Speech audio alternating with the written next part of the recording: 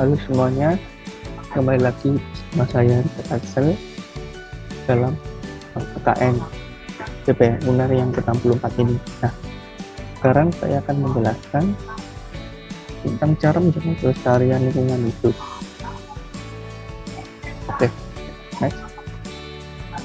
Nah, tentu yang pertama adalah menghemat kertas.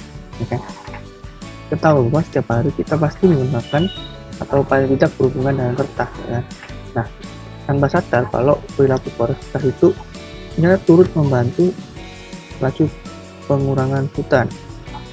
Nah, setiap 15 ring kertas juga sampah itu ternyata akan menebang satu pohon. Jadi setiap 7.000 X lembar koran yang kita baca setiap hari itu akan menghabiskan sekitar 10 sampai 15 pohon. Nah, dalam satu hari ada beberapa juta gitu ya lembar kertas yang dipakai oleh orang Indonesia, dan ini artinya ada jutaan pohon juga yang ditebang untuk memenuhi hutan itu. Nah, ini nih cara untuk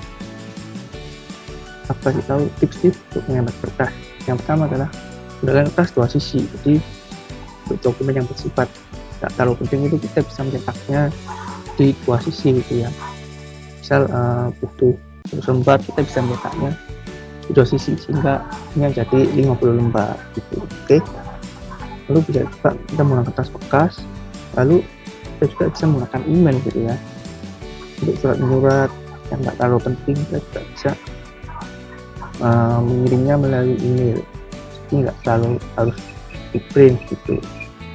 Lalu juga jika kita ingin menyimpan dokumen secara digital, itu juga bisa simpan di flash disk atau hard disk eksternal gitu ya, nggak harus dulu di print gitu. Oke, itu yang pertama, mengenai kertas. Lalu yang kedua, membuang sampah pada tempatnya. Nah, mengutip dari Badan Bank Kemendagri gitu ya, kesadaran masyarakat akan pentingnya menjaga kebersihan masih tergolong rendah.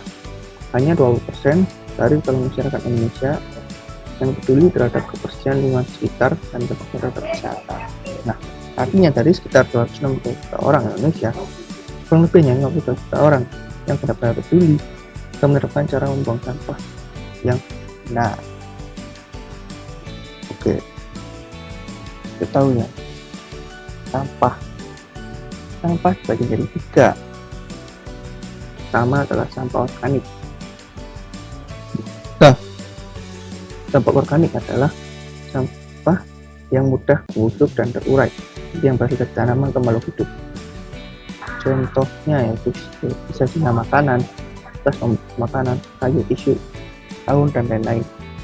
Lalu yang kedua adalah sampah anorganik. Apa sih sampah anorganik? Adalah sampah yang tidak dapat terurai secara alami. Contohnya itu plastik, di barang bekas lah, peralatan elektronik, dan lain-lain. Nah, yang terakhir adalah sampah B3. Sampah B3 adalah bahan berbahaya dan beracun. Nah, sampah jenis ini biasanya berasal dari komponen yang dapat mencemari lingkungan, sehingga tidak bisa dibuang secara sembarangan. Contohnya yaitu deterjen, produk pembersih rumah, sepatu, sabun tikus, dan satunya lainnya itu. Nah, gimana sih cara membuang sampah-sampah tersebut?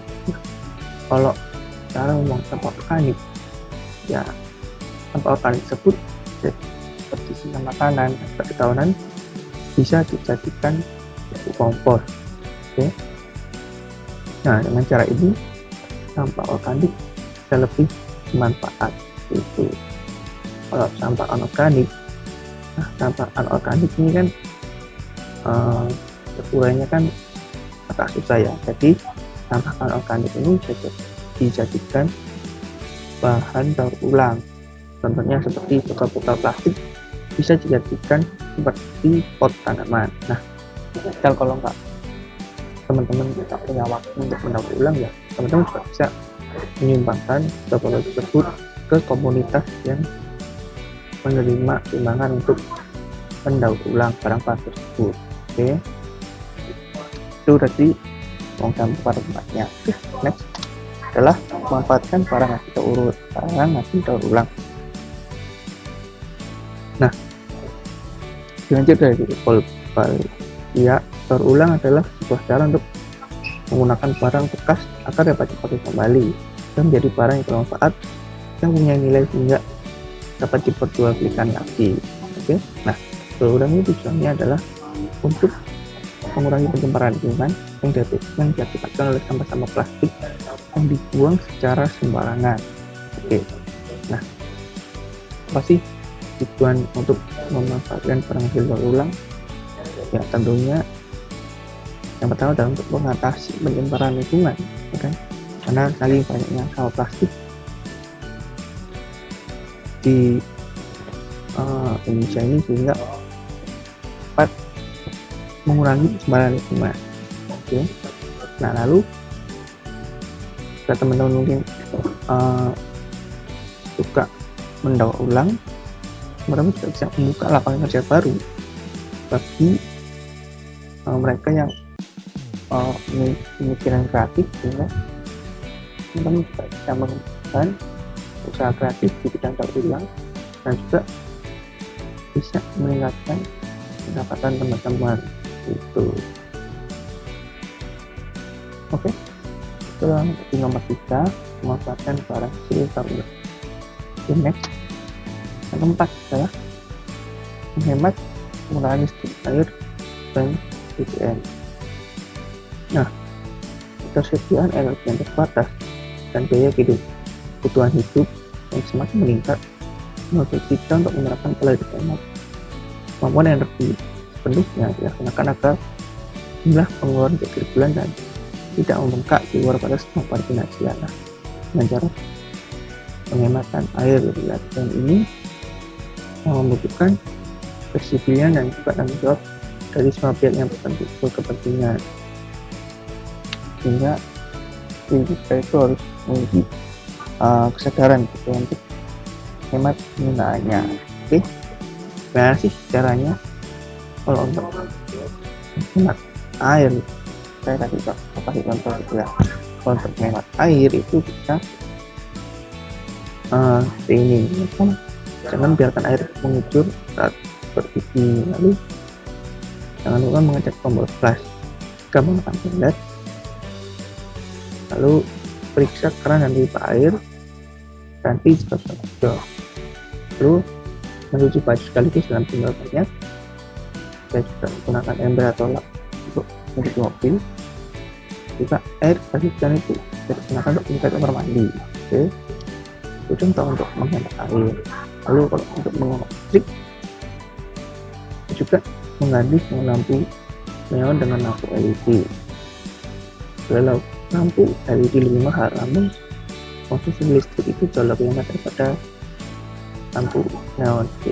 Lalu dengan menggunakan alat elektronik yang sama secara berbarengan, misal televisi, kabel TV nyala, feedback nonton televisi tersebut pada televisi tersebut, dan juga yang lain nyala bersama-sama. Oke. Lalu untuk yang lain yaitu jangan lupa mencabut ponsel ketika tidak digunakan. Nah, untuk menghemat adapter dan stabilizer sehingga konsumsi listrik itu semakin terhemat itu. Oke.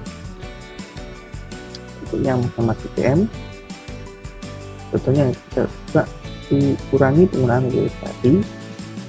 Lalu untuk tujuan dekat ketika jalan kaki itu, lalu apabila udara cukup memventilasi mobil untuk menguatkan data. Nah, seperti itu. Oke, berarti menghemat penggunaan BBM. Untuk contoh, untuk mobil yang rumah itu tanam dan merawat pohon sekitar kita. Nah, tidak tahu ya, polusi udara ini sudah menjadi makanan sehari-hari masyarakat di kita. Nah, ketika maka polusi udara lama-lama bisa membahayakan jalan tubuh. Maka dari itu kita perlu yang namanya pencegahan dengan cara ya, mengurangi polusi dari kita dengan cara yang menanam pohon, tidak menanam pohon dari kita. Nah, oke, apa sih manfaat pohon gitu ya? Pertama adalah membuat udara jadi lebih segar. Pohon adalah penyaring udara di bumi. Dengan daun batangnya, pohon menyerap gas dan komponen berbahaya di udara lalu mengeluarkan oksigen sehingga membantu kita untuk bernafas. Nah, di kota besar itu punya namanya pohon ini. Oke. Lalu yang kedua, untuk menjaga kesehatan mental gitu ya. Kita tinggal di daerah yang rindang, banyak pohonan, nah baik untuk kesehatan mental.